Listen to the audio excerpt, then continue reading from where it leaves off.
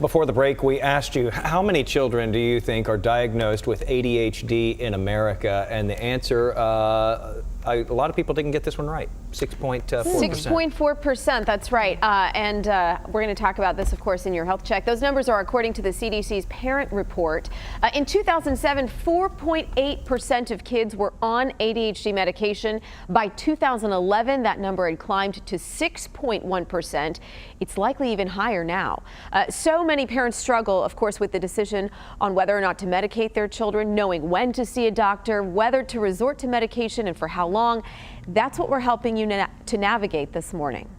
We had struggles in the classroom and we discovered that he had the symptoms of ADHD. Clean the living room. Mario was in second grade when mom Savannah noticed he couldn't focus. It kind of hurts that your child is going through that, and the first thing you think of is, how do I make this better? They changed his diet, cut back on sugar. We try to give him a natural sugar, no Kool-Aid, no fruit drinks. And tried counseling through Children's Health. They're really smart. They just can't focus. Pediatrician Don Johnson points to 3 signs your child may have ADHD: inattention, impulsivity, and hyperactivity. The symptoms have to be big enough to cause impairment, meaning they can't learn, they can't stay in a normal environment as other children their age, and the symptoms have to be severe. Some of the biggest questions for parents are around ADHD medication. And there's great worry that we're overdiagnosing children, and I think in some instances that might be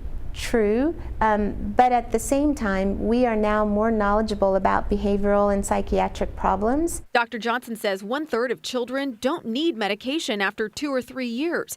It's the kids who don't get diagnosed and treated who suffer. They're more likely to be involved in accidents, more likely to do high-risk behaviors such as drugs, more likely to have poor school performance. All the way to the finish line. After counseling, Savannah ultimately decided not to medicate Mario, instead making lifestyle changes at home and school. This is definitely better for us. And then after that.